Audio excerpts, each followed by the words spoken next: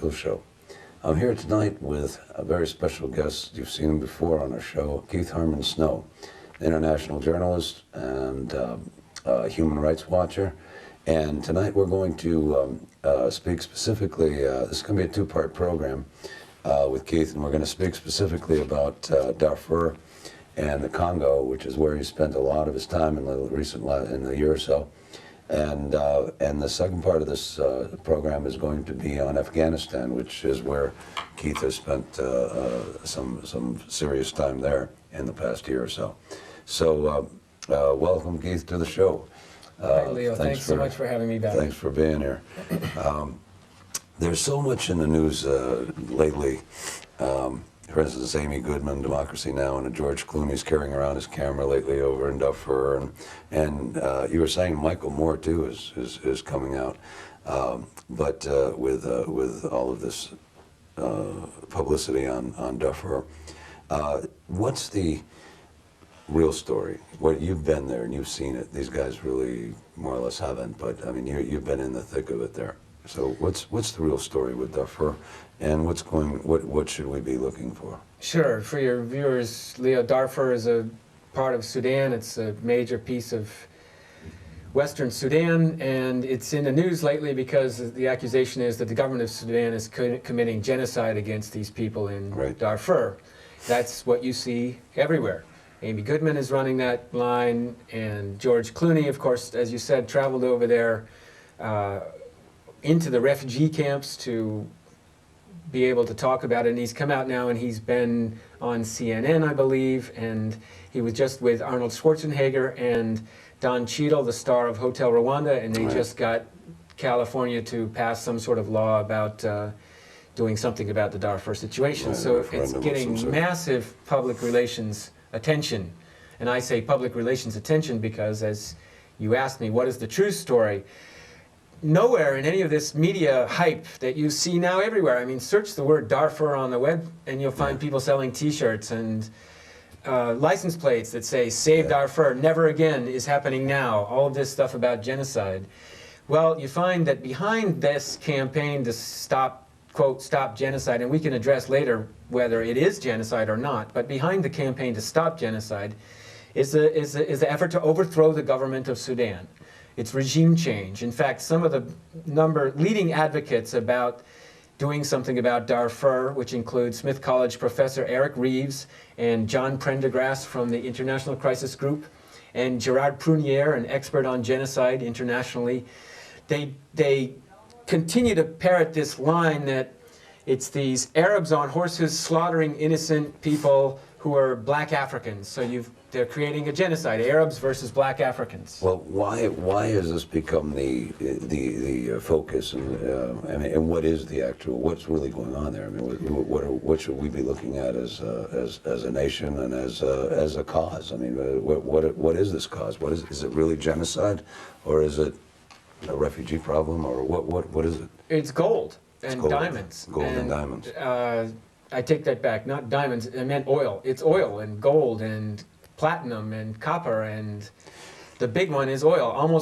Sudan is the largest country in Africa, and if you look at the oil maps that I've produced on my website and have had sent around now, one comes from Petroconsultants, which is the oil industry itself, and another one comes from the European Union Task Force on Oil or something like that, and their maps show the entire country of Sudan is virtually oil concessions that are up for grabs, and Darfur itself is a massive block 12 on these maps that has not been given out to anyone yet because they're fighting over it. Darfur is the geopolitical flashpoint for the control of the entire Sudan, which also involves war that's going on in Uganda, in Ethiopia, and in Chad, the three big countries on each of the borders of Sudan. But Sudan also borders on Congo, and there's a lot of warfare going on in Congo that relates to Sudan. But it's about getting control of the oil, and there's some other interesting things that people don't ever talk about when they talk about Sudan, and that these are products that affect Coca-Cola and Pepsi-Cola and Pfizer. Of course, Condoleezza Rice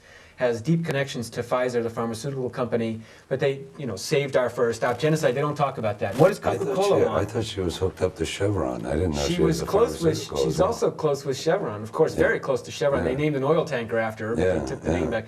Chevron, of course, was in Sudan in the 1980s. Wow. And they pulled out because the government there was a change of government, and an Islamist government came to power. It's the same government in power now, and of course our war on terror is against Islamic countries all over the place: Yemen, Djibouti, Sudan, Iraq, Iran. It's a jihad that we're running, a Christian, Judeo-Christian jihad against Islam. It's basically a holy war. That's one level of this thing on Darfur. Now, recently I just heard the president of the Sudan is blaming Israel for stirring up a lot of problems there. Okay, as one of their major problems. And how do they come into play there? Israel's after the uranium. Uranium. Uranium is big in Sudan. Apparently there's vast uranium resources, and Israel wants those for its nuclear weapons program. And to sell. Israel's interested in profits. Israelis are all over the Congo for diamonds and cobalt currently. Lev Levy, there's two, Benny Steinmetz, Dan Gertler, these gigantic Israeli firms, incredibly rich people, are in control of the diamonds in Congo. They're after the uranium in Sudan. There's some Cobalt and Coltrane and all of this, is that there in the Congo? That's in Congo. Cobalt's in the Congo and diamonds in the Congo. That's what the Israeli interests are after there, and in control of already. But in Sudan, they're fighting over, people are fighting over, countries, corporations are fighting over control of who's going to get control of the oil, who's going to get control of the especially oil and uranium. Those are the two big ones. Copper comes pretty close after that. Sugar. The sugar industry in Sudan is poised to become fifth largest producer in the world, and the U.S. Sugar Association doesn't like that. But one of the most significant things about Darfur is that there's vast plantations of trees that produce this substance called gum arabic, which is used in Coca-Cola and Pepsi. It's also all beverages like Snapple, I think it's ice cream, food products, and pharmaceutical companies want it because it's being used for kidney cures apparently. And other things that I haven't even had a chance to research. But gum arabic is a huge, 2/3 of the world's gum arabic is found in Darfur. According to the government of Sudan, 80% of the world's supply. And according to the U.S. Botanical Council, it's the top quality gum arabic anywhere in the planet. And so Coca-Cola is really hungry for that gum arabic, and they want those plantations. And curiously enough, in USAID, United States Aid, USAID, who's involved all over the place in Sudan in a lot of things that aren't above ground, that are very nefarious, probably I think they're dealing in shipping in weapons in some places, but I can't verify that. Roger Winter, who runs USAID, has a history of stirring up genocide in Rwanda, previous to the declarations of genocide in Rwanda. Roger Winter was working with the U.S. Committee for Refugees in Washington, D.C., and they were already talking with these Tutsis, which include the current government in power, about how they were going to gain control of Rwanda. And one of the arguments that was put forth was the issue of declaring that there's a genocide. And that's exactly what happened in the end. Really what happened was the overthrow of the Rwandan government by the powerful organizations from the United States. So it was U.S. aid. Okay. USAID. AID. Yeah. Okay, that instigated the genocide in Rwanda. USAID backed factions that were involved in the genocide, in killing in Rwanda. The definition of genocide in Rwanda is all muddled, just as it is in Sudan. Who is actually committing genocide? It's not only the government of Sudan killing people. They are killing people, but it's a war. It involves covert forces from the United States, backed by multinational corporate interests, and that's what has whipped up all of this propaganda. For example, Save the Children. If you look on the board of directors of Save the Children, every single media company, NBC, ABC, other media companies, CBS, other big media companies, are CBS, not Fox though, not everyone, but many major media companies are on the board of directors, are connected to the board of directors of Save the Children. Save the Children has a board of director who's also a director of one of the major talent promotion agencies for Hollywood. And of course, one of the people that he promotes is George Clooney. So the fact that George Clooney went to Sudan is very curious, given that his boss at this agency he works for, who supports him, also is on the board of directors of Save the Children. And Save the Children is one of the biggest advocates about genocide in Sudan. Is Save the Children, is that involved with Children's Defense Fund? Is that part of the Children's Defense Fund, or is that something totally different? I don't know that. Because that turned out to be, that was set up by Reagan, okay? And I've been reading a lot of reports recently about it's been basically a black ops operation overall. It's just this Children's Defense Fund has been nothing more than a place to funnel a whole lot of money, and very little of anything is going to children. Well, I'm starting to see that, feel that that's the same with USAID. Save the Children does do a lot of refugee programs, feeding stations and that sort of thing, but they're not interested in changing the situation so there won't be any hungry people in the future. Neither is the World Food Program, who's also, of course, a big advocate of doing something to stop this genocide in Sudan. But World Food Program exists because there are refugee populations. As long as there are wars stirring up refugees, we will have the World Food Program. Who benefits from the World Food Program? Not the people on the ground in Sudan, because they're cutting back rations and they're declaring we don't have enough money to feed these people. It's billions of dollars of programs supported by governments, but it benefits Cargill and it benefits Archer's Daniels Midland, two big food companies from the grain belt in the United States. They buy the grain under these U.S. government, U.S. Department of Agriculture programs, and then they sell it to World Food Program. You paid for it, taxpayers pay for it. They pay for big grain companies, purchases from these big grain companies. The purchases are sometimes far too much for the quality of the grain. It's bad grain in some cases. It's genetically modified. It's dumping in some cases where they're getting rid of old stocks. So they sell it to the government ships it off to these starving people. It's not about saving the people or feeding the people. It's business.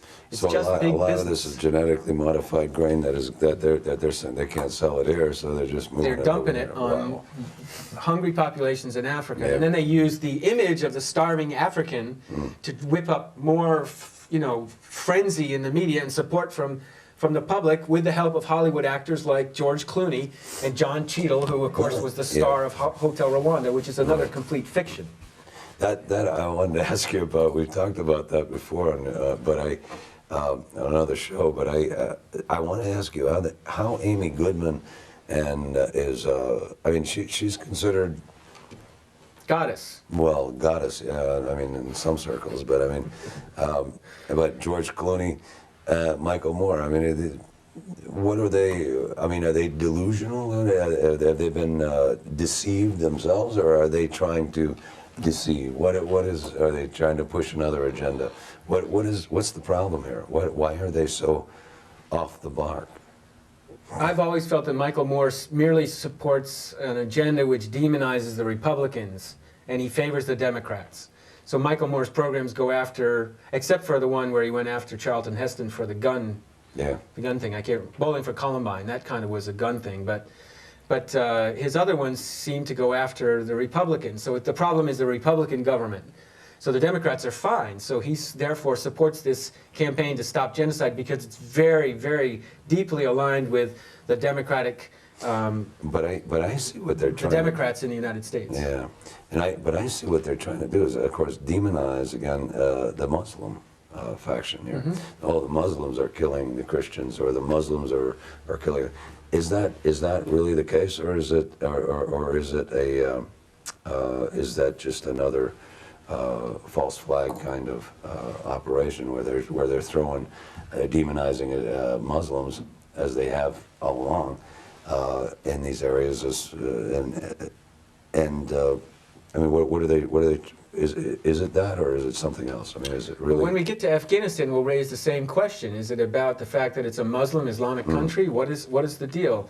There's very much a holy war going on where the Christian right in America, as well as the far right, religious right, and the radical right, which is not necessarily Christian, is involved in whipping up this campaign of genocide. These are think tanks that are behind this. Center for American Progress, The American Enterprise Institute. there's a couple. For websites, you'll find them, which is called divestterror.org, which says that we need to divest American businesses from doing business in these countries, and Sudan is on the list, and Iraq and Iran are on the list. So this is the war on terror. Sudan has been hammered into the box that defines it as a terrorist state. My claim is it's not about terrorism, it's about big business. The sugar industry in Sudan is about to become number 5 in the world when these 2 new sugar refineries go online, and U.S. Sugar Association doesn't like that. The Kanana sugar refinery in Sudan was built about the 1970s by Lonrho Corporation, which was the corporation that was originally founded by Cecil Rhodes, the London Rhodesia Corporation, and I think that's Buckingham Palace. So it's a deeply British, American-related company that built this refinery, but it's been run now by the government, and they want control of that sugar industry to be for American corporations and American businesses, or to shut the sugar industry down so that the American... So if they're supplying 2/3 of this gum arabic, okay. Same with gum arabic. I mean, it's a monster industry. In Arabic, so that Coke wants to control, the multinationals want to control those plantations. And I said USAID was involved in those plantations in the 80s. Did I say that? Yeah. They were doing research projects around the plantations for gum arabic. But then the government changed. The Islamicist government came to power early 90s, and USAID was forced to pull out. Of course, we've been funding the Sudan People's Liberation Army in the Christian South since 1981, and it lasted until 2003 when a peace deal was signed between Khartoum and the Sudan People's Liberation Army from the south. But we've been funding that. Nobody talks about their role in killing. And where did the leader, John Garang, he's dead now, he's been assassinated by plane crash. 2 presidents over Rwanda, they were assassinated by plane crash. And John Garang went to, he got his degrees from American colleges, and then he studied military in Sudan in the last 15 years are scorched earth policies, but they go in and they hide. That's a violation of international, as Christian organizations have been funneling money and weapons in through Uganda and through Ethiopia to the SPLA. Uganda is a bulwark of American power in Africa right now. Yoweri Museveni is very close to the Clinton and Bush administration, was close to the Clinton, is close to the Bush administrations, and of course Roger Winter from USAID was very close to Museveni and Kagame, who's in power in Rwanda now, and that's where they launched the war against the Congo, was through Museveni and Kagame from Uganda and Rwanda. And before you interrupt me, I see you want to, it's fine, but Museveni is on the board of this, he's an advisor for this organization that also has Bob Dole on the board, which is called the Partnership to Cut Hunger and Poverty in Africa. And it's probably I think it could be a black op as well. Partnership to Cut Hunger and Poverty in Africa. Bob Dole and Yoweri Museveni are not interested in feeding starving children in Africa. They're not. It's a complete front to this program. So yeah. No, we were. Then why? I have to ask again. Why is there so much? I mean, we're playing right into the United. I mean, the United by Amy Goodman and George Clooney and Michael Moore pushing for stopping this or intervening in this area.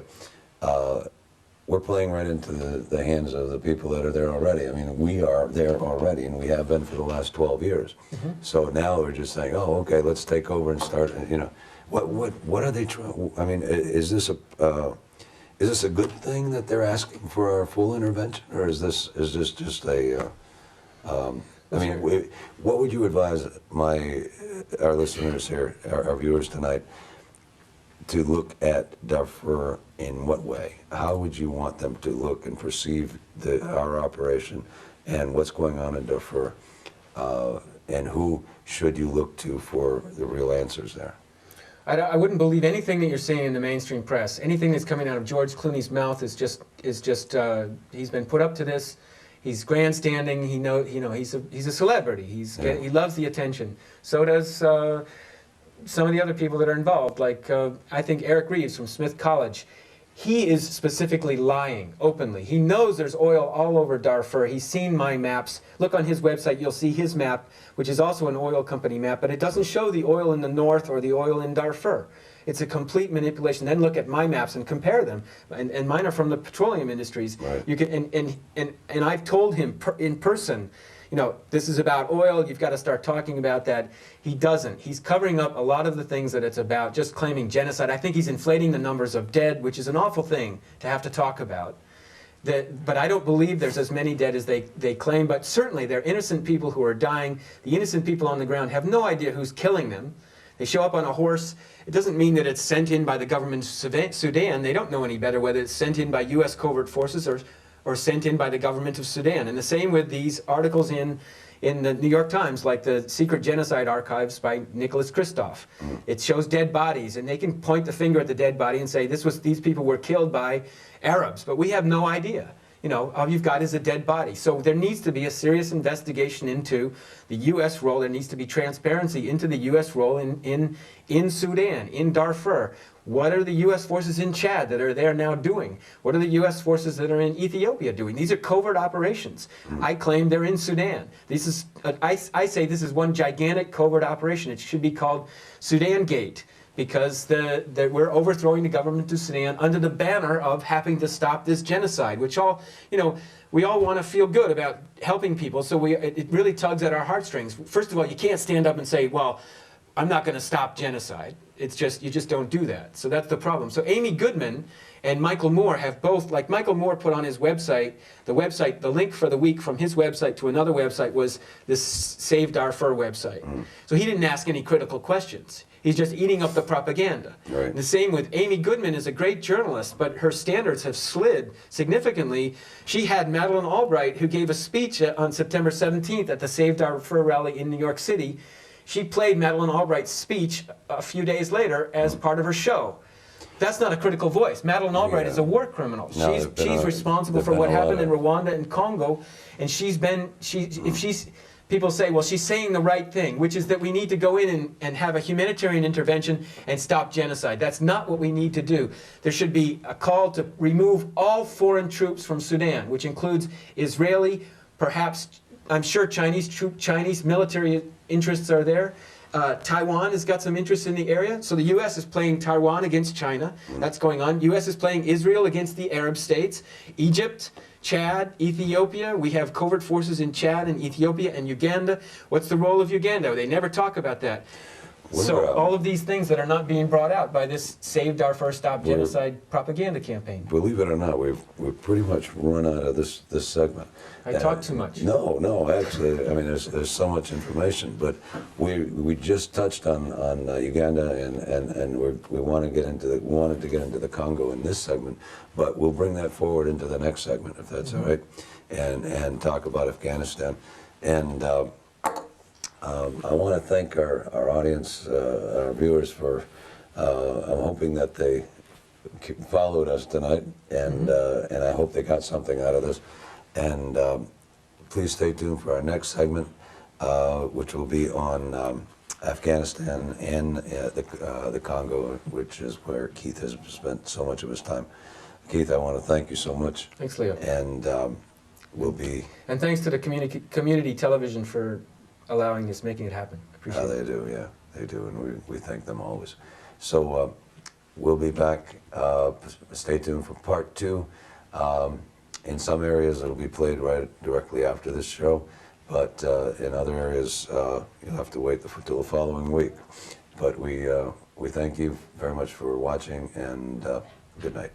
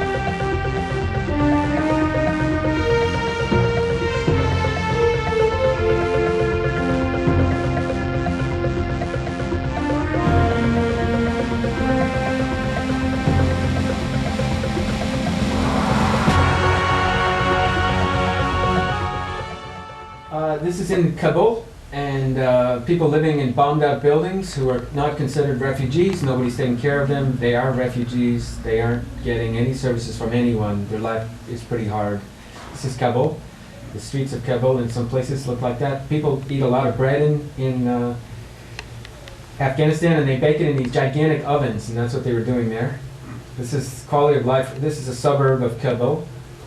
There's some more developed parts of Kabul too, but I don't have any pictures of those because I found it dangerous to move around that part of the city. This is also a suburb of Kabul where these kids are swinging on a swing that's made out of this old bus shell.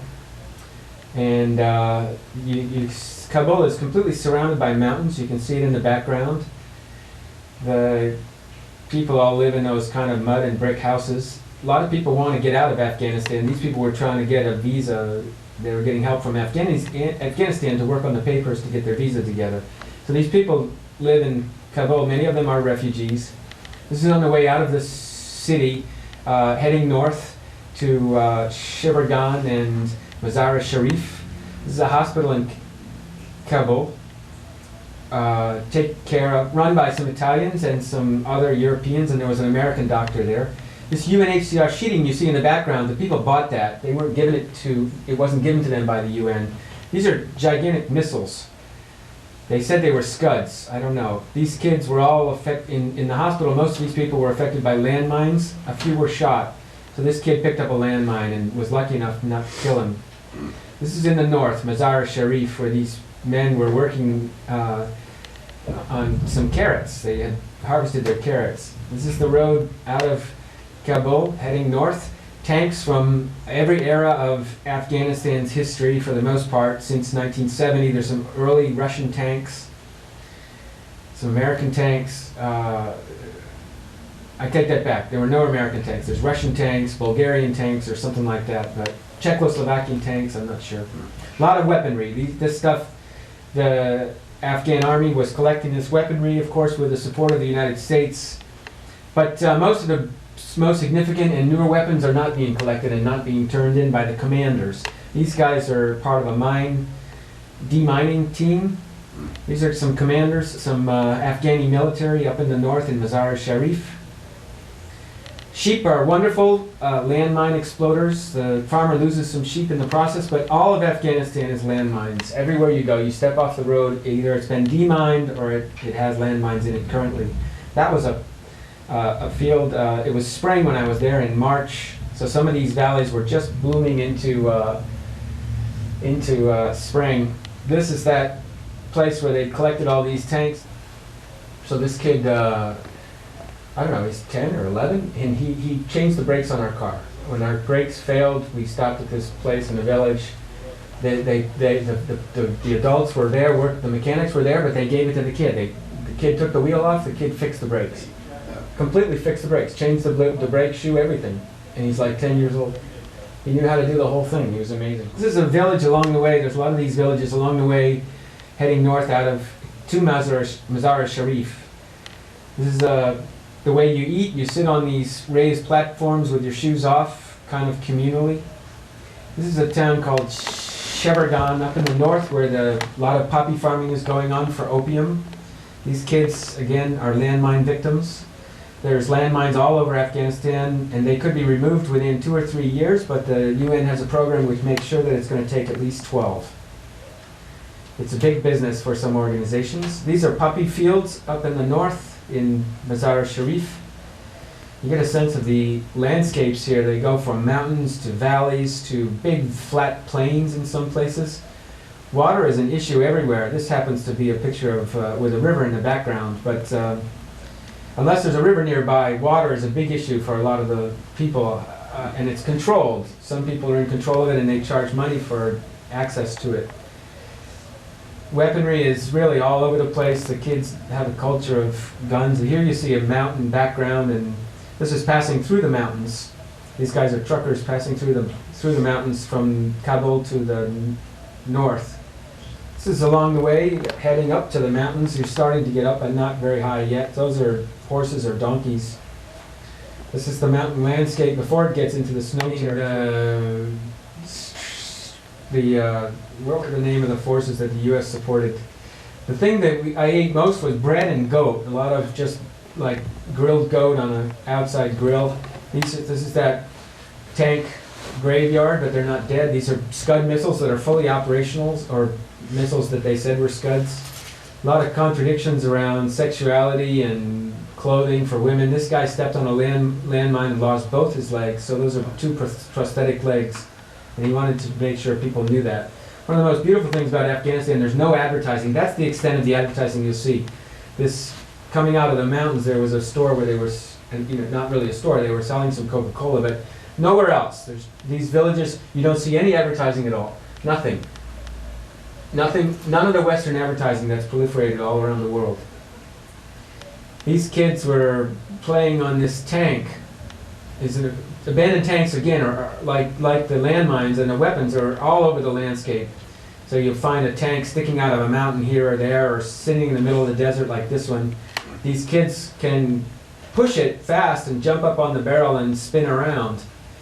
And they were losing fingers, and one guy lost a hand because it's an incredibly heavy steel thing, and once the momentum of that thing spinning gets going, if you put your hand in the wrong place on that tank, it could shear it right off, and some kid had just had that happen.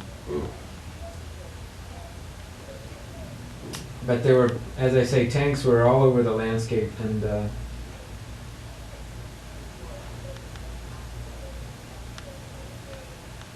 this is poppy farms.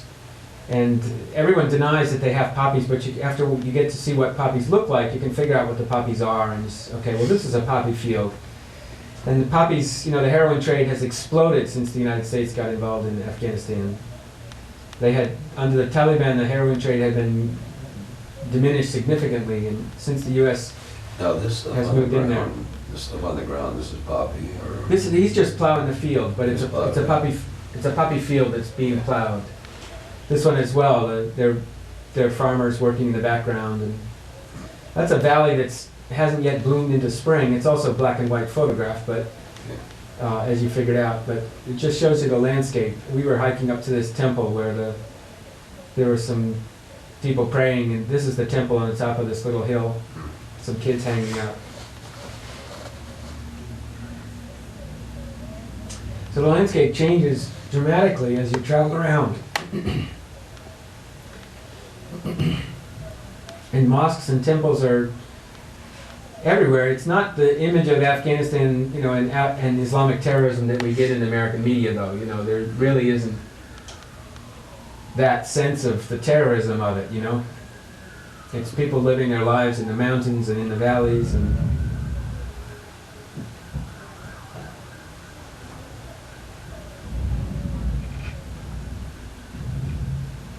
these are poppy farmers working a poppy field where the poppies are actually coming up now.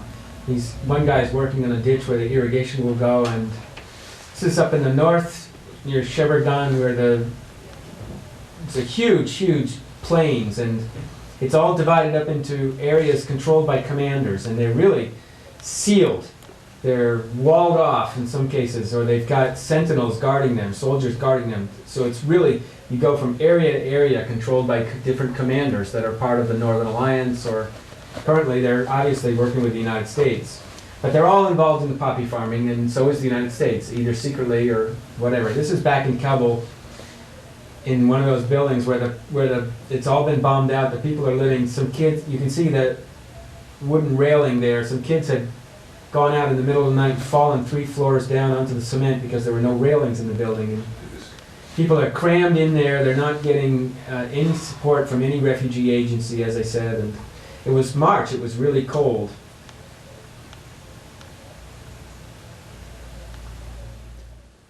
Good evening, I'm L.A. Steele.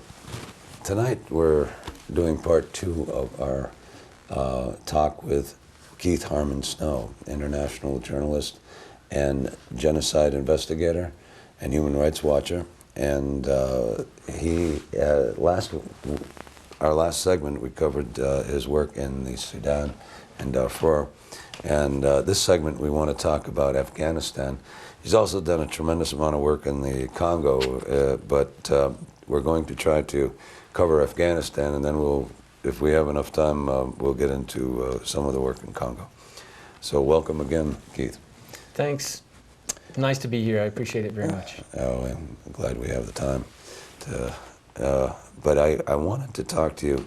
Afghanistan is such a major issue now, and you had some great pictures that we showed at the beginning of the show, and from there. But I wanted to ask you your opinion now of where the United States and the rest of the coalition seems to be in Afghanistan. And I wanted to ask you also, since you know the terrain and you know some of the politics of going on there in Afghanistan, why we haven't been able to corner Osama bin Laden, all right? And I mean, that's probably a big, mighty question, but see what you can tell me. And I want to know what all the factions, the interests are here, and what's really, why has Afghanistan blossomed into the largest heroin supplier in the world, okay, since we supposedly conquered it, all right? And so give us your insights, and I'll just sit back here and take it in. Sure.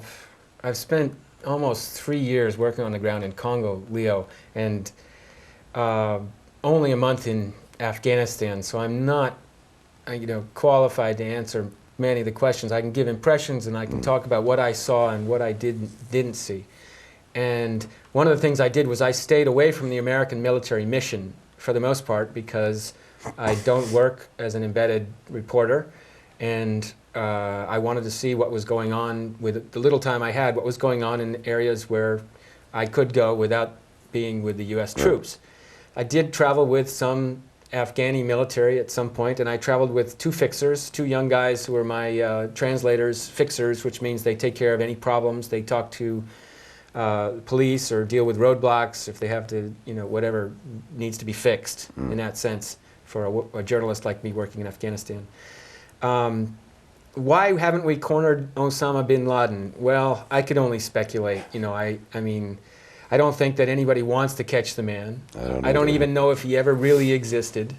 I don't know whether he was ever in Sudan, or in Afghanistan, or had anything to do with the Taliban. I basically don't believe anything I haven't investigated myself, or somebody that I really trust will investigate. Why haven't we finished up with the Taliban in Afghanistan is a question that I can answer. The American troops who supposedly stand for democracy and peace and truth and all of these, freedom, and you can't knock on an Afghan family's door in the middle of the night, break it down if you need to, take their daughter and rape her. You can't do that to Afghan men. They won't accept it. They will fight. They will become Taliban. They've never been Taliban in their life. They are now Taliban. That's what happens. You can't break down that door and take the son who's never been involved in fighting. Now, I'm not saying there aren't people that are fighting. There are people that are involved in fighting the U.S. and the UK mission that's in the international force, as well as the U.S. forces that are in Afghanistan.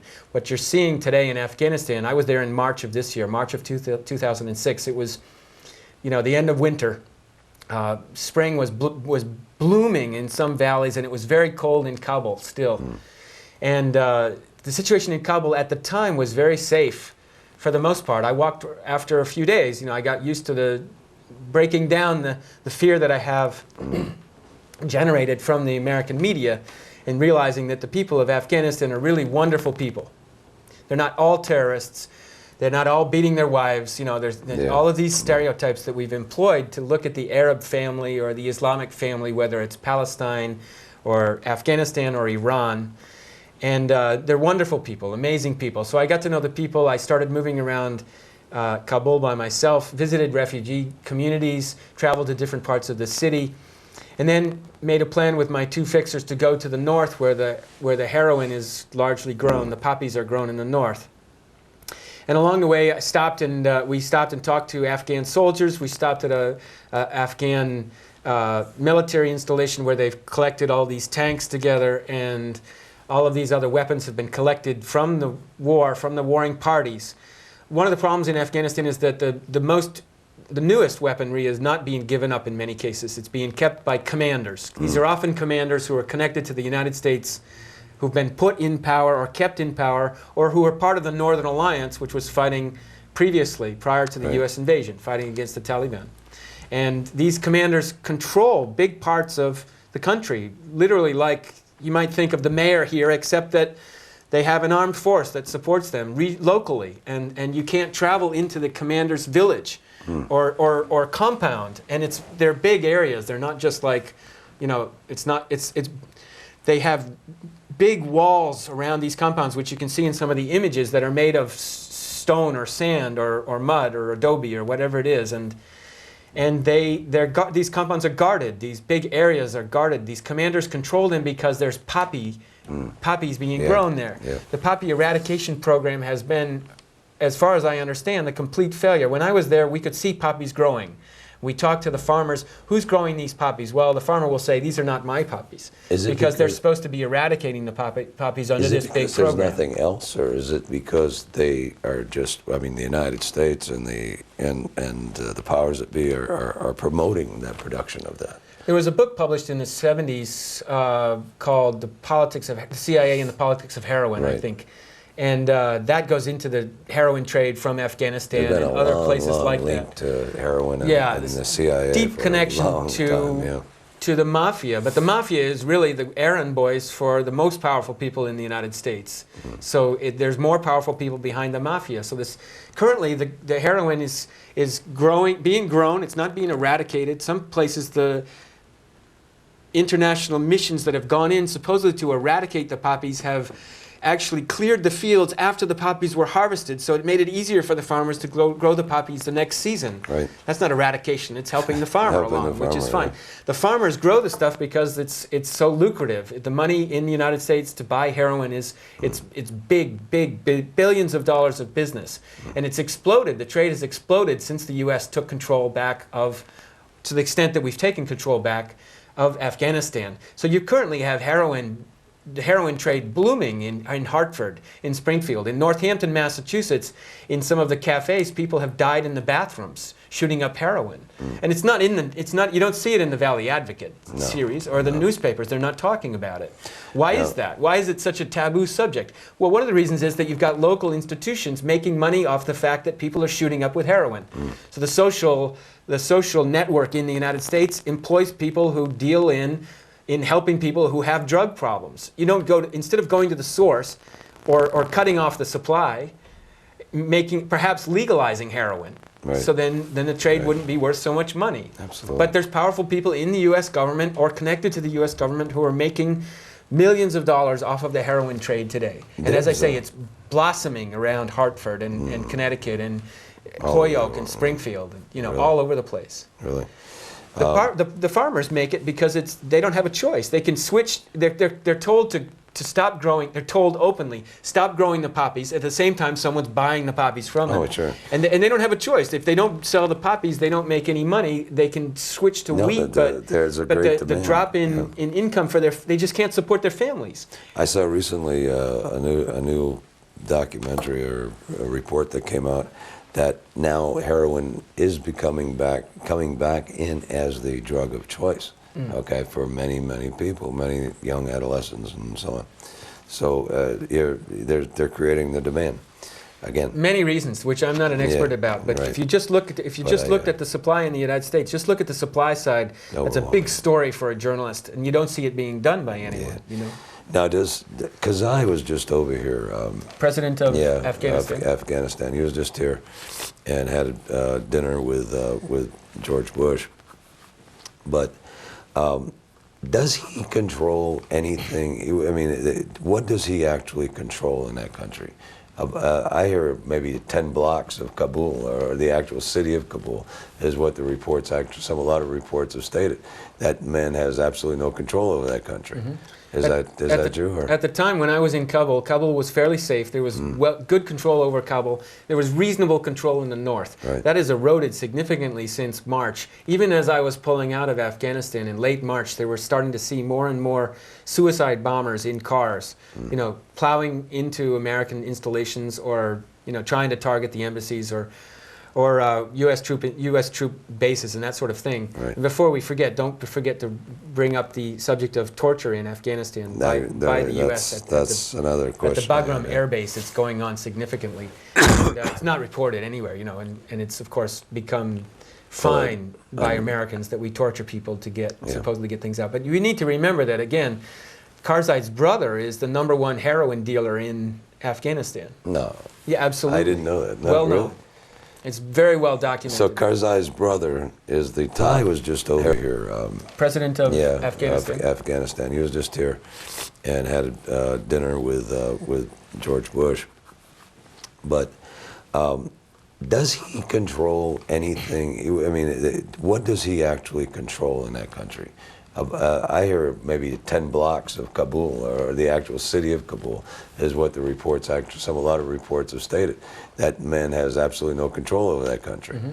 Is that true? Or? At the time when I was in Kabul, Kabul was fairly safe. There was good control over Kabul. There was reasonable control in the north. Right. That has eroded significantly since March. Even as I was pulling out of Afghanistan in late March, they were starting to see more and more suicide bombers in cars, plowing into American installations, or trying to target the embassies or U.S. troop bases and that sort of thing. Right. And before we forget, don't forget to bring up the subject of torture in Afghanistan by the U.S. That's another question. At the Bagram Air Base. It's going on significantly. And, it's not reported anywhere, and it's of course become fine by Americans that we torture people to supposedly get things out. But you need to remember that, again, Karzai's brother is the #1 heroin dealer in Afghanistan. No. Yeah, absolutely. I didn't know that. Well, really? no. It's very well documented. So Karzai's brother is the top heroin producer in Afghanistan. And these guys have connections to all of the Northern Alliance commanders. Yeah. And Karzai he's well liked by a lot of the Afghan people, I believe. As I say, I'm not an expert on this, but he seems like an okay guy, and he's in a position of trying to deal with the empire, the United States. It's twisting his arm. It's an impossible situation for the man. But at the same time, his brother is dealing in heroin, in poppies. And he's a major.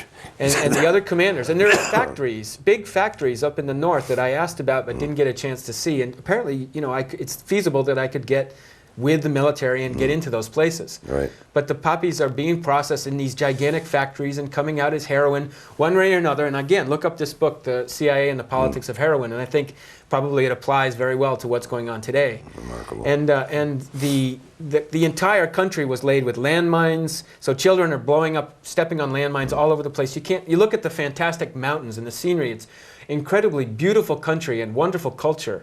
Really nice to be there. No advertising. Imagine driving down 91 and not seeing a single advertisement for anything anywhere, not a single billboard. That's amazing. Why is it restricted? Is it that way, or is it just? It's not a federal program. It's not like a government program that said keep it out. I think maybe it was the religious fundamentalism that didn't want to see the advertising. But I think it's fantastic because you're not deluged with all these advertisements that say absolutely nothing worth anything. There are some billboards, if I recall, that said, "Stop the poppy production. Oh, really? It'll make you sick." Stop smoking heroin. But it's targeting the local farmer who smokes it, not the farmer who grows it. So it's, but the point I was making was that there's none of this commodification of the public space with Coca-Cola and all this other nonsense that we have advertisements for. Yeah. Imagine if half the billboards on 91 were talking about the problem of the heroin trade. Oh, yeah. Yeah. Or something else. It doesn't even have to be about heroin, but the point is the public space in Afghanistan is a public service as much opposed to a public commercial. Yeah, a public service as opposed to a private profit business. Right. But in Afghanistan, the mountains are fantastic, but the guys I was with said every time we get out of the car, they're like, "Don't you go far from the car, You just want to hike off into the beautiful mountains." They're like, "Don't you go far from that car." And then, sure enough, I walk down a trail and there's red rocks and there's green rocks. The red rocks mean that, I don't remember the color code, but the red rocks mean that it's been demined, and the green rocks mean that there's mines all over the place. So the guys are like, "You better back your tracks up." And the demining is being done by the same companies who lay the landmines or sell the landmines. So that's a kind of a self-interested business. You sell the landmines, you get money to put them in, and then you get money to take them out. The companies that are taking out the landmines have won gigantic contracts from USAID, for example, who works with Bechtel. Bechtel Corporation, of course, was responsible for the big debacle, dig, in Boston, and they're very close to the U.S. government and the CIA. Deep history with the intelligence community, all about corruption and private profit. And Bechtel's involved in trying to do some oil pipelines in Afghanistan. Of course, Afghanistan is also about oil, but poppies are the #1 business in Afghanistan. It's also a pivotal place from which to have American power because of the relationship to Pakistan and Iran and Uzbekistan. I see. So what do you see for? I know you. What do you see for Afghanistan? Do you ever see us getting them ever getting? No, it's getting worse and worse. Political system that works, or something better than what's going on now. The Afghan people like the fact, many of them like the fact that the U.S. came. They hate the fact the U.S. is still there. They hate the U.S. The U.S. troops will run over people. Their convoys will run over civilians on the streets of the different cities and drive off. And that's why there have been some major protests recently. Yeah. There's no accountability for American soldiers with respect to torture at Bagram Air Base. They can take their helicopters into a village, pick up somebody, whether it's a woman or a man, take them to Bagram, rape them, dump them on the streets. These are the kind of claims that people are telling me, stories that are going on. I don't understand the entire American mindset here. I never thought of our people as rapists and torturers, and we started the stuff in main force in Afghanistan, and now in Iraq. It's now with this rendition policies and this new bill that was just passed, the torture bill. All right, that we can do that we can virtually ignore the Geneva Conventions. I don't understand this. What have you seen? Have you actually had witnesses, come up to you and say, "What the," explaining what Americans are doing there and saying? American troops. American troops are. American troops and private military, meaning private military companies. DynCorp is there. Yeah. DynCorp is, of course, in Colombia. They're in Sudan. They're a private military company, not accountable to anybody. Their people have been advised. Just virtually just walking in and killing people, shooting completely people. secretly. Death squads. I interviewed former DynCorp interpreters, and I said, "What is DynCorp doing? What is Bechtel doing? What is USAID? What are U.S. troops doing?" And they told me about people being decapitated. God. And they weren't saying the U.S. troops were doing this. They were saying the U.S. troops are around, there are people being decapitated. Some of them being decapitated because they're working with the U.S. troops. Right. Some of them the U.S. troops are breaking down doors and ripping people out of their homes in the middle of the night. There have been massacres in villages that have been reported. This isn't new stuff. No, it's not. But the problem in Afghanistan is the problem in Iraq, sorry. Iraq, yeah. It's escalating out of control because the U.S. mission is not about establishing a peaceful democratic government. It's about private profit. It's about using gunboat diplomacy of the worst kind, which includes torture and assassinations, just as in Vietnam under Phoenix program. Same thing in the Congo. You've got the same thing going on in the Congo. Yeah. But in Congo, they put this tribal African face on it.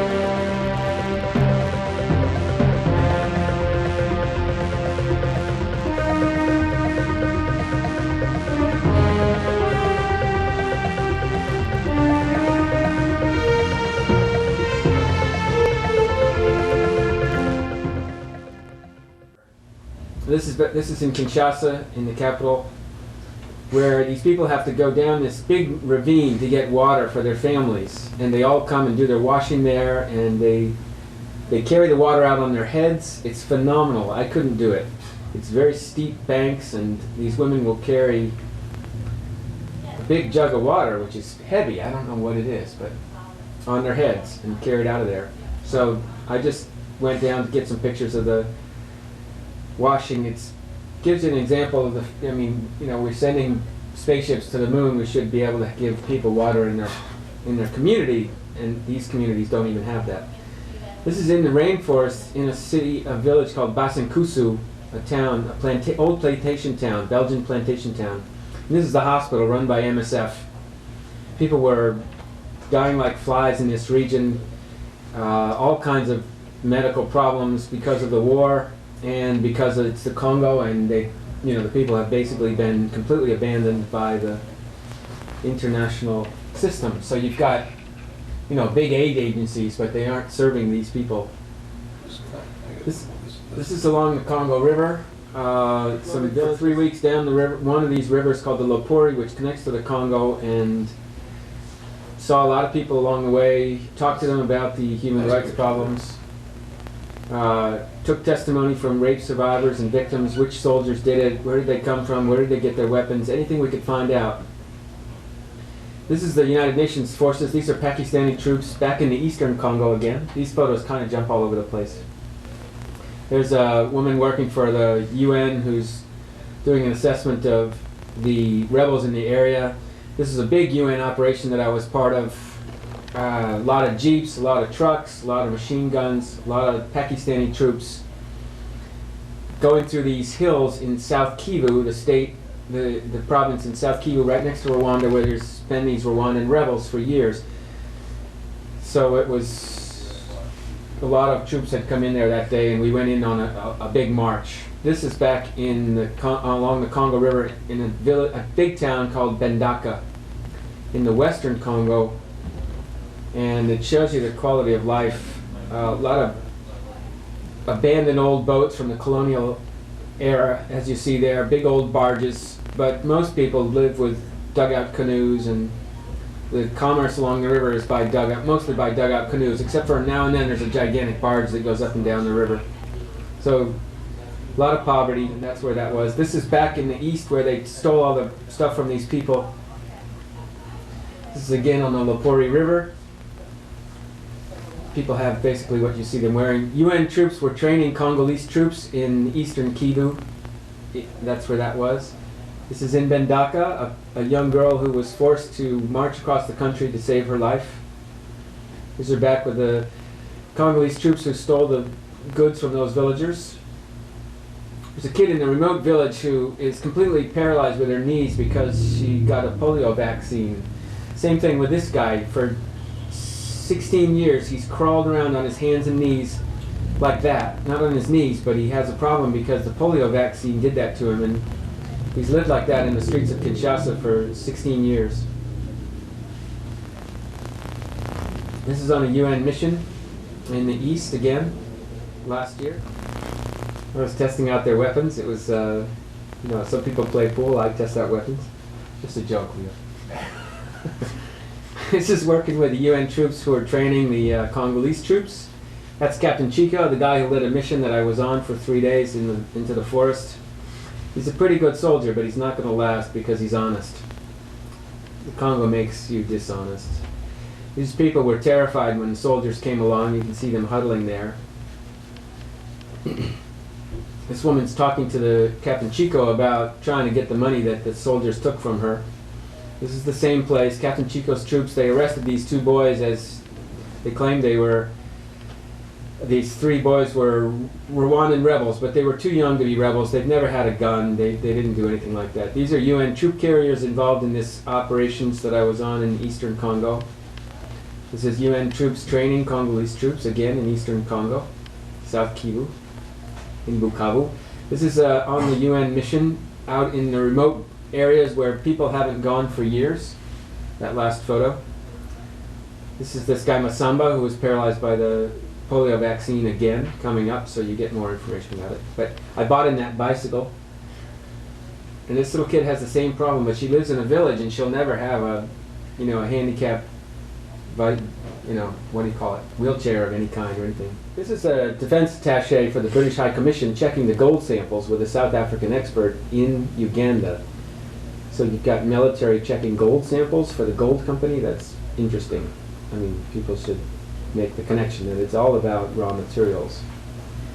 These people live in a remote area where they haven't seen foreigners or soldiers, Congolese soldiers, for years, but it's been held by rebels in eastern Congo. Nobody's been in there. No aid agencies, nothing.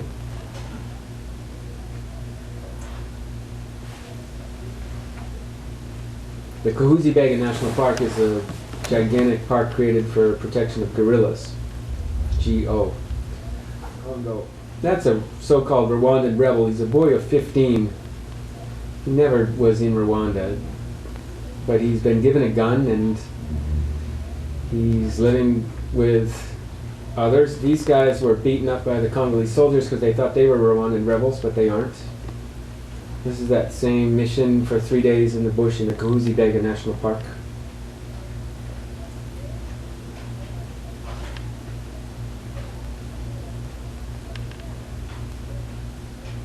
They were interrogating these kids, trying to figure out if they knew anything about this or that. But they don't. They've never done anything to anyone. This is Congolese soldiers being trained in Bukavu, at the airport in Bukavu by the UN. Again, these kids are accused as being Rwandan rebels. They're too young to be rebels. This is on the Lopori River. You can see the quality of life. This is the Belgian logging company, again. SOF stands for Soforma. Sorry, that one's a Portuguese logging company. These three Portuguese brothers have vast territories that have been given to them. These are Pakistani soldiers on the MONUC mission. Quality of life for women along the rivers is pretty bad. I think the average lifespan for women is 43. This shows that CARE, Conservation International, and USAID all work together in rainforest areas, but they're basically expropriating the land under different programs that they're claiming they're help the people. This is the same area where the people are, quality of life couldn't be harder for a lot of these people. And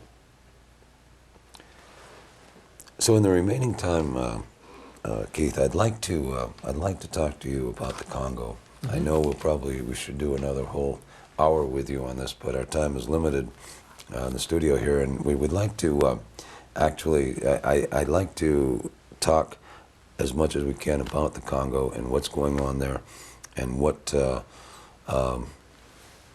don't know what you've seen, and what we've heard, and how the difference. What are the differences? Again, like we did with Darfur, what should you direct us to believing here, to seeing, and to trying to understand what's happening there? Mm-hmm. And well, just as with what we're hearing. Yeah, just as with Darfur, and with Afghanistan and with Iraq, and anywhere you choose, there's a propaganda campaign that's laid, or a blanket that's laid over each one of these stories. Mm. It's not even about the places. Depending on the story in the media, there's a certain propaganda line. In Congo, it's, as in Africa, it's hopelessness, tribals fighting each other, wearing bathroom fixers on their heads when they go to fight, this kind of nonsense. Always covering up the fact that there's weapons being sold and shipped in. There's powerful people involved from the United States, from South Africa, from Israel, from the UK, from France, from Belgium. Currently, 3 or 4 of the biggest stories about Congo that I'm going to break soon, and I'm going to give you a little sort of a scoop here, is one of them is that chocolate is being sold in the United States for $8 or $9 a bar for certain chocolate bars, coming from a Belgian chocolate company. That cocoa beans for that chocolate is coming out of the plantations in the Congo where I visited. The people are dying like flies, Leo. They're being paid, if they're lucky to be paid, they're earning $3 a month. God. This is worse than any sweatshop in China. They can't leave the plantation areas because there's nowhere for them to go. Some of the lands have been taken by the logging companies. $3 a month? $3 a month. This is after the company subtracts supposed costs of transportation, which it doesn't give them, and costs for the hospital, which there is none of. There's no supplies in the hospital. This is a Dutch company. This is an American-run plantation American-owned plantation run by an American family from New Jersey, who also have homes in Belgium and Congo, and they have a French or a Belgian overseer, director general kind of guy who I call the slave master, who goes around to the many plantations that they have. And I visited this one plantation in the heart of the Congo, again, where the cocoa beans come out and coffee from this plantation, rubber, cocoa beans, coffee, and palm oil. And the cocoa beans, again, go to Belgium. They're processed into chocolate bars, which is sold here under Calibat and Côte d'Or. Those are the two names, for $8 or $9 a piece. Same company that's paying these poor people in Congo $3 a month. The average lifespan for somebody in Congo for women is like 42, and for men is like 41. And the people who live on the plantations, the health situation is far worse than people outside of plantations. There's a World Health Organization doctor, a Congolese man who lives nearby, who's done health studies that show that anywhere there's a logging company run by Belgians or UK or French or Americans, or plantations run by Americans or Belgians, and these are all over the Congo. You know, almost the entire Congo has been mapped out by one powerful institution or another, whether it's a World Wildlife Fund for a national park, or some mining institution, or some plantation company, or some logging company.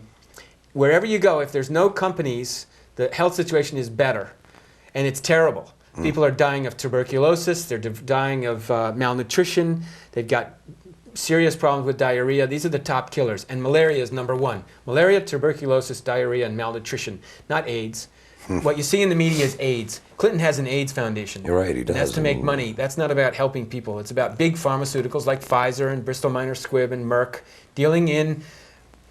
There's a whole bunch. That's a whole show. That's a whole show, Leo, because it's dealing in bioprospecting from the rainforest, controlling the trees for those reasons.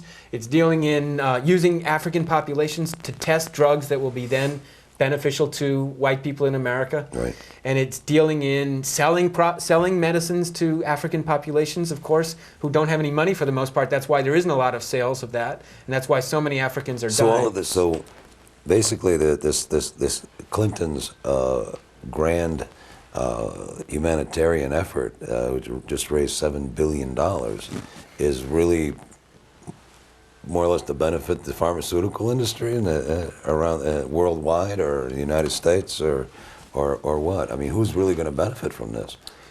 Yeah, it'll be the pharmaceutical industry. It'll be people connected, the lobbyists for the pharmaceutical industry, the people who work for the pharmaceutical industry, but mostly the directors of the pharmaceutical companies and their friends like Clinton, Maurice Templesman, the diamond trader from Congo, who's on the Harvard AIDS Institute, board of Harvard AIDS Institute. And they're working with Uganda and Rwanda, and they've got some grand schemes which we can't go into today because they're too complicated, and I've just begun to look at them, to put in all this health care, they're calling it, in Congo. Really, it's about the pharmaceutical companies making a lot of money.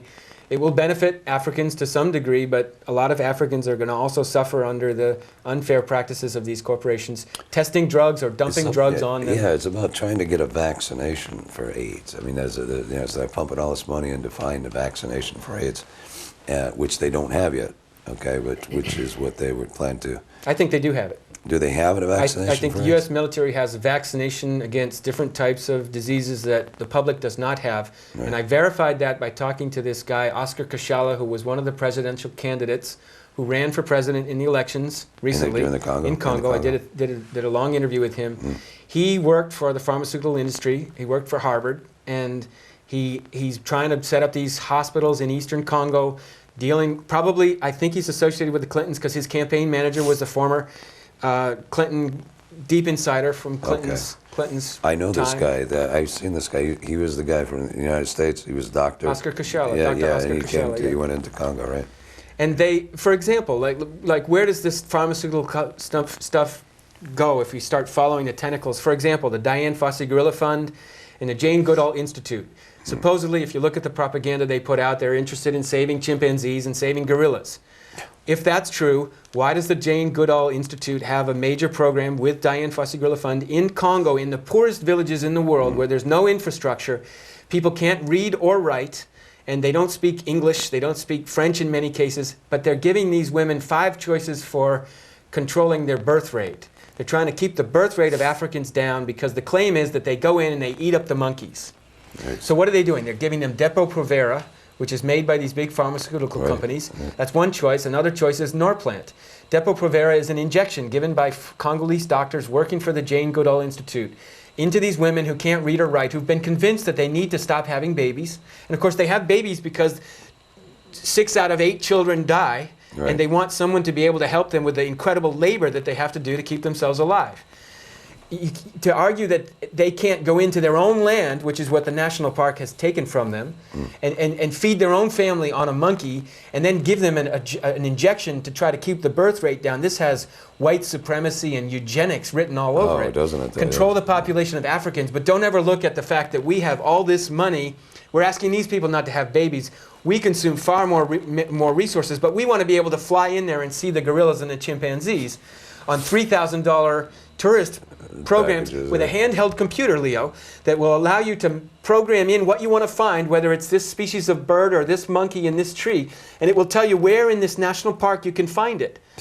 And this park has been taken from these local people who are given these injections and are getting sick because these medicines aren't. You look at Depo-Provera on the web and you'll find out that women in America don't use it, many cases, because it makes them sick. There's all kinds of side effects. The women get incredible weight gain. When they go back to the clinic in Congo and they say to the doctor, "I'm sick," the doctor says, "Well, you're not that sick. Don't worry about it. Go home." I interviewed the doctors. This is what he's telling me. If the women are really, really sick, they'll take them off the Depo-Provera, which is a monthly shot. But the pharmaceutical companies are feeding this program. Jane Goodall Institute is behind it, and it's about, it's just racism at the deepest level to tell these people. Imagine me telling you you can't go onto your own farm, into your own forest to make maple syrup anymore because we want to protect the blue jays. And then we tell you you're having too many children, and that's why you got to stop eating these blue jays. You're having too many children, Leo. Here. And you come back, you're sick. No, you're not sick. Go home. Don't worry about it. You don't even know the side effects because you can't read about it. I mean, it's just what needs to happen is if Jane Goodall Institute and Dian Fossey Gorilla Fund want to start dealing with the primate situation, which is racist to begin with because they're not dealing with the people. They need to educate the people and bring up their standard of living. But you look at the Jane Goodall Institute and you look at Dian Fossey Gorilla Fund and bingo, who pops up? USAID, multinational corporations, Andrew Young, Barrick Gold Corporation, and Archers Daniels Midland. The directors of those companies are connected to the Dian Fossey Gorilla Fund. And those are, Barrick Gold has gold operation, and George Bush Sr. is a former advisor. These companies have, all kinds of connections to these guerrilla programs, So what you're telling us, Keith, is telling me basically is that not only are they conducting genocide themselves on these poor people in the Congo, but they're operating it under the guise of protecting the ape, or protecting whatever species they are. They've taken their land away, their sources of food, their sources of so that a few animals can live on it and people can come and see them. I don't know. Explain this a little more to me. How you see it? Is it pervasive, or is it just this particular groups, or how many groups are involved with this, and how much of it is being supported by us, the United States and Britain, and all that? How many other countries are supporting this insanity? You've got the Wildlife Conservation Society. I mean, if we just look at the quote conservation arena, the reason that we meaning people from this country. And that doesn't mean the average person who doesn't know anything about Congo. They're giving their money to save the gorillas or save the lions or the tigers or the pandas in China, for example. And the conservation organizations, big conservation organizations, are big businesses now that revolve around, I think, gaining access to places like the Congo or Brazil or India, declaring a national park so that they can, or a reserve, so that we can cordon off big plots of land that have been mapped out by NASA and USAID and Bechtel Corporation with satellites using remote sensing. They know what the raw materials are inside those parks. In some cases, it's not about gold in the park. It's about the fact that the park is next to the gold over here, or they know that there's gold over there. In some of the parks that have been designated, they're claiming that we want to save them, protect them for gorillas, but the fact is they seem to be full of gold or coltan, which is used for cell phones. There's all kinds of mineral. If you look at the Wildlife Conservation Society, the World Wildlife Fund, they're rubber stamping conservation, and they're making happen the logging of the forests. They're not protecting the forest. World Wildlife, this is the entire Congo, your table here. The World Wildlife Fund goes in, makes a deal with the logging company and says, you take that, we want this. And who are the board of directors of the WWF? Right. They're on the same companies. They're connected to the logging companies and the mining and the other things. Wildlife Conservation Society. Look at their board of directors. Big defense, big mining, big timber. So when American institutions go in and say, we want to conserve the rainforest, people of America need to think twice about, first of all, giving $20 to help, the guerrillas, because really conserving the rainforest by big institutions from the United States means protecting it for Americans. But of course Americans like the fact that we're protecting the rest of the world for us because they want to have a high quality of life. Right. So diamonds and gold and low cost of stuff in America, low cost of products in America are all part of the equation. So as long as we have cheap gas, it doesn't matter that we stole it or tortured or killed. Right. Congo is full of petroleum. Congo is full of diamonds, and these are Israeli connections. And they're connected to Harvard, and Harvard is silent about this. Instead, they put out a big report that says, we've controlled the blood diamonds trade, and it's all, if you buy a diamond, it's clean. Nothing is further from the truth. There isn't a single clean diamond unless it's one of these diamonds that's brought out of Canada. Any diamond from Africa is a blood diamond. Cobalt is used for super alloys. We've talked about this before, for jet planes and submarines, tanks, and all this new weaponry that we don't even know about. That I'm just beginning to learn about, like laser weaponry, that big, these are bigger than tanks, laser weapons that can supposedly shoot missiles out of the sky, just like you see in James Bond movies, Yeah, they're supposed to do that. Where's the stuff for this coming from? It's coming from Congo, and it's coming from Colombia and Peru, and all of the minerals that are essential for this permanent warfare economy that we live in. You need to feed that machine, and the propaganda will use anything. And it's also about giving Americans jobs. And it doesn't matter if you're sitting in an office in Atlanta, which is home to the base for Dian Fossey Gorilla Fund, or if you're working in their field office in Congo. If you're a white person, you're getting a $43,000 salary, and the people outside are making less than $5 a month if they're able to get an income at all. And they don't know how to use the computer, so you can't give them a job. You don't employ them unless it's tracking the guerrillas. You know what I mean? Which is what they know how to do. And they're so desperate for that work that they'll take it. Yeah. So we say, well, the people don't know how to do this job. We have to do it. We send in the white people who do it. We never educate the local people to be able to control their own land. And the worst part of this is USAID is funding gigantic programs in Congo, for example. We're just talking about all of this stuff can be mapped to other parts of the world. Right.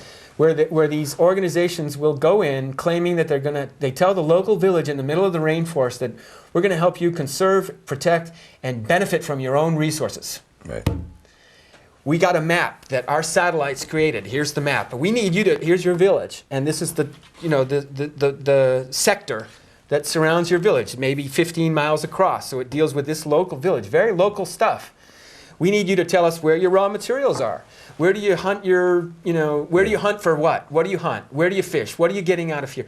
Have you seen any oil bubbling up? Or is there natural gas? And this is happening. There's, like in Lake Kivu, natural gas bubbles to the surface all the time because it's a very volcanic region. Same thing in the Congo. They will map these white organizations because they're white people. They go in, they employ some locals. They ask the villagers to tell us everything, and the villagers believe they're going to benefit from it. We're going to teach you how to control your land and how to control your resources so that the same kind of colonialism and imperialism won't happen to you again. Yeah. And it's this story. And then they take the map, which has all of these raw materials, and they get the next map and the next map, and the entire state or province. They know where the gold is. They know as according to the people, the satellites are also telling where the gold is and where the oil, the other minerals. That's what satellites do these days. That's what remote sensing by University of Massachusetts and Georgia Tech is all about. They got this map, they take it out, they never bring it back. They tell the people, we're going to bring it back to you. They never show up again. Yeah. They take everything, and then they give it to USAID. It goes into the system that employs a lot of people from the United States. So there's a lot of middle-class people being brought into this. This is funny. The lower class, of course, they get the heroin. Oh, yes. Or the cocaine. Right. And that's how you keep the American public dumb and unable to control its own future, faced with, for the most part, terrorism because we're purveying terrorism around the world. You can't go in and knock down an Afghan family's house door in the middle of the night unless you expect to suffer the consequences of that. We're really causing goodwill around the world. And we can, of course, flush the Koran down the toilet. Yeah. And that's, you know... the way to do it. Yeah, It's so... unbelievable. Keith, we just cracked the surface there, We did. Leo. And I'm hoping you're going to be around a while longer. And you're not going... Are you going back to the Congo, or are you going to be here for a while? I got it right. Okay. Yeah. Well, then I guarantee I'm going to be contacting you. We'll try to get a full hour on the Congo. Because like I said, we just scratched the surface tonight, and we've already done an hour and a half worth of stuff. Well, good. Maybe you got 3. I think we do. But I want to thank you, Keith, for all your Thanks. help. And we will Thanks, John, for your help. really promote what we can. Allthingspast.com is Keith's website. And are you being published in anything right now? I know you've got articles in Z Magazine and a few others. Also, Project Censored, you got 4. I won my 4th Project Censored Award this year. I'm going out to the award ceremony in November where I'll be releasing some news stories at the time, I hope, that I'm writing now. I'm trying to get a new one into magazines about this chocolate story. It's a major story. Yeah. Well, and we hope to... Really? I'm doing some stuff like with you and some radio programs, Guns and Butter, KPFA in Berkeley. That's a great show. And the Phil Taylor Show in Toronto. Good. Well, we expect to have you on a couple of times here on our show. Thanks so much, Leo, for your support. And our radio show. So we thank you very, very much for joining us tonight. I hope you enjoyed the show. Keith, you can always contact Keith at allthingspast.com. And you can go to our website. We're linked to yours as well. I don't know, it just blew us away again. Thanks, dude. And we thank you very, very much. I hope I didn't talk too fast. No. Thank you.